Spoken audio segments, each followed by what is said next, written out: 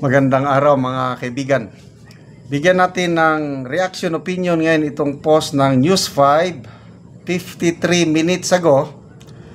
Representative Ronnie Pono holds press conference. Tungkol po ito sa plano pa lang ito na sasampahan ng kaso sa Ethics Committee itong si Congressman Barsaga. So medyo nakakabahalang balita ito. Sasampa nila. Ang magsampa, ito mismo dating kapartido ni Congressman Barsaga sa National Unity Party. Sasampan daw nila, di umano, ethics complaint sa Ethics Committee. Basahin ko. Nagdaos ng press conference ang National Unity Party Chairperson Representative Ronnie Pono ngayong Lunes, September 15 tungkol sa paghahain ng ethics complaint laban kay Cavite 4th District Representative Kiko Barsaga. So ito yung mga highlights, yung sinabi ni Congressman Pono, ang chairman ng National Unity Party. Pinayuhan na kami ni Dasmariñas Mayor Jenny Barsaga. Yung anak ko nandyan, pero huwag nyo masyadong bigyan ng assignment kasi mahirap i-control yan. Next. Personally, sinusubukan kong makilala ang lahat ng members namin. Si Kiko hindi ko nakausap dahil for some reason mahirap hanapin. Pag nakikita kami, hello, hi, tapos wala na. Ito lahat mga statement ni Congressman Puno. May nabalitaan kami na nagsusolicit siya ng signatures para ibagsak si Speaker Romualdez. I think ito na yung mitya Dito umalma si Congressman Barsaga, yung pinasaringan siya na nagsusolicit ng signature. Dahil narinig ko yon, tinatanong ko, parang dinamdam yung pagtanong sa kanya. Magre-resign na lang daw siya sa party. Kaya nag-resign na.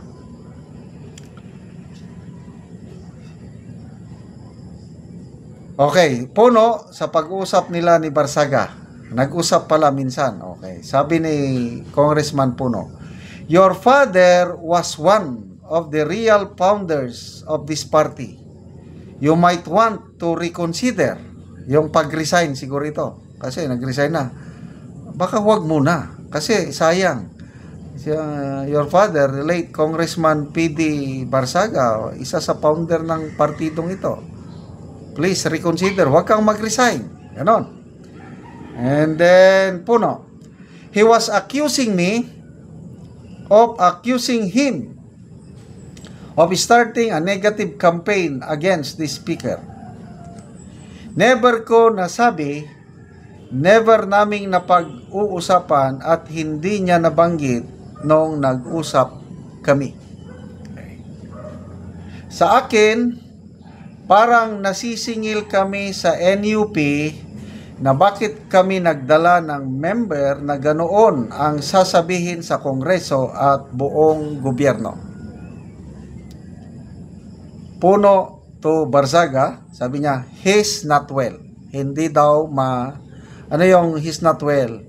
Yung physically, baka hindi naman, dahil malusog naman siya. Baka he's not well yung pag-iisip. Ganun ba yun? He's not well. Puno, sa mga aksyon ni Barsaga, gawin mo yung gagawin mo, pero parang wala sa lugar. Parang hindi dapat actions ng mga congressman na maayos ito. Yun na, parang sumusobra na siya. He's not well. We're trying our best to earn the trust of our people. Ganun ba? Kumusta? Marami pa bang tao na nagtitiwala sa Kongreso ngayon? Yun ang tanong. May surveying lumalabas na yun, mas mataas daw ang survey ratings ni Speaker Romualdez kumpara kay VP Sara. Hindi ko alam anong survey yun. Baka Okta Research na naman. I think 57% ang trust rating ni Speaker Romualdez, 54% lang si VP Sara. So ito, we're trying our best to earn the trust of our people. Medyo mahirap na may ganitong papasok na it will distract everybody with misguided behavior. Direct the people to things that are not true and proper. And our party will make a motion to bring this issue to the Ethics Committee. Ito na. Talagang sasampulan na siya. Puno sa ihahaing reklamo kay Barsaga. We're not acting in a manner that reflects credibility on the House. Engaging, ito pala ang dahilan. Bakit siya sasampa ng kaso? For not acting in a manner that reflects credibility on the House, engaging in acts contrary to law, good morals, customs, and public policy, conduct that incites seditious activity, conduct prejudicial to the service and unbecoming of a member of Congress. Hindi naman hinahabol si Barsaga, sabi ni Congressman Puno. Even the Speaker does not want us to do what we are proposing to do, but we are going to do this because we feel responsible for what has happened. Ito na. Ano kaya ang reaksyon ng taong bayan pag matuloy ito na sampahan ng Ethics Committee? I believe yung pagsampa is done, napagdesisyonan na. Anong parusang ibibigay kay Congressman Barsaga? Kasi pwedeng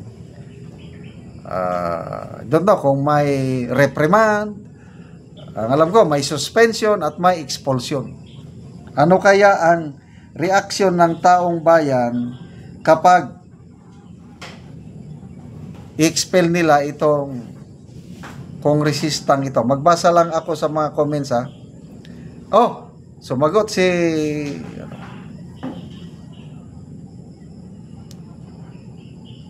tinalo kayo ng Gen Z Congressman Kiko Barsaga. He's not well kasi mukhang may sapat. Ha ha ha. Kiko Barsaga is our speaker versus Romualdez. Jay Visconde, maybe you misunderstood the intelligent and honesty of Barsaga. The truth in its rawest form is often painful to hear and difficult to accept. Yan. Maraming at least dili kurakot. Ito na. Labanan na ng suporta ng tambay. Let's see what happens. Yung mga naniniwala kay Congressman Barsaga, mag-comment po kayo. Okay, salamat mga kaibigan sa inyong pagsubaybay sa ating channel. Nakakatulong kayo ng malaki sa Tribong Talanding ng Bukidnon dahil ang sweldo natin sa channel na ito pantulong natin sa tribo. Namimigay tayo ngayon ng livelihood assistance sa kanila. Nagpapatanim ng saging lakatan at Arabica coffee. Panoorin niyo ang video na ito. Anak ko sa area ni Rodani sa iyang tanom nga kape. So mag-abono siya. Gini sa kutsara siya. Kaya akong iabono sa isa duha ka bangag, isa ka kutsara gyud ang makasulod. Tagtunga-tunga. Tagtunga-tunga sa kutsara. Ara. Na. Tuaning tabunan kay aron ang kape kusugi kayo mo suyo pug abono. Sumuna ni ang itsura sa kape ni Rodani nga isa pa ka bulan. Nindot gid kaayo. Isa ka punuan duha ka bangag. Ini pagbutang.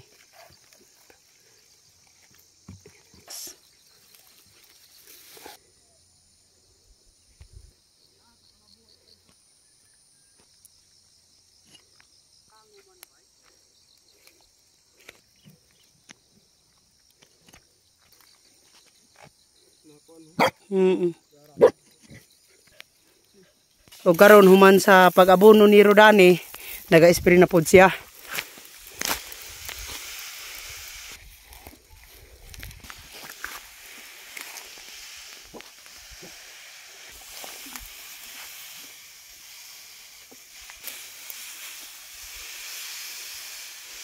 kung tanong ko kasi.